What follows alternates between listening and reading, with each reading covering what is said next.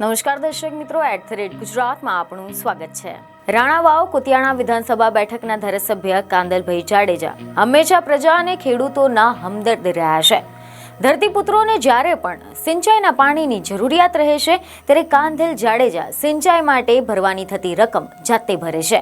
ત્યારે વધુ એક વખત પોરબંદરના કુતિયાણાના ધારાસભ્ય કાંદલ જાડેજા ખેડૂતો માટે ફરી એકવાર વહારે આવ્યા છે। સમાચાર એવા મળી રહ્યા છે કે તેઓએ સ્વખર્ચે સતત 13મા વર્ષે ડેમમાંથી સિંચાઈ માટે પાણી છોડાવ્યું છે। રાણા ખીરસરા ડેમમાંથી પાણી છોડાવવા માટે કાંદલ જાડેજાએ સરકારમાં 1,40,000 ભર્યા છે, પરંતુ ડેમ નજીકના વાડોદરા ગામના કેટલાક લોકોએ તેનો વિરોધ નોંધાવ્યો હતો। જોકે પોલીસ બોલાવવાની ફરજ પડી હતી અને પોલીસ અને તંત્રના પ્રયાસોથી સમાધાન થતા મોડી રાત્રે ડેમમાંથી સિંચાઈ માટે પાણી છોડવામાં આવ્યું હતું। મીડિયા રિપોર્ટ અનુસાર એવી માહિતી મળી રહી છે કે રાણા ખીરસરા ડેમની અંદરના ભાગે ખેડૂતો વિરોધ કરવા માટે બેસી ગયા હતા અને આના કારણે ડેમના અધિકારીઓએ પોલીસને જાણ કરતા કાફલો દોડી આવ્યો હતો।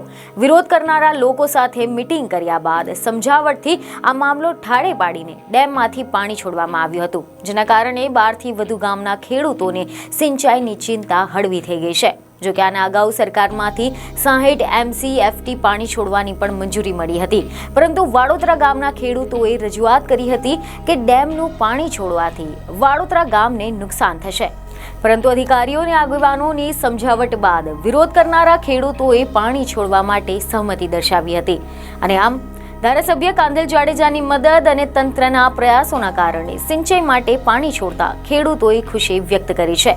રવિ પાકને પાણી મળતા સારા ઉત્પાદનની પણ આશા વ્યક્ત કરવામાં આવી છે। બીજને ખબર સાથે ફરી મળીશું। ધન્યવાદ।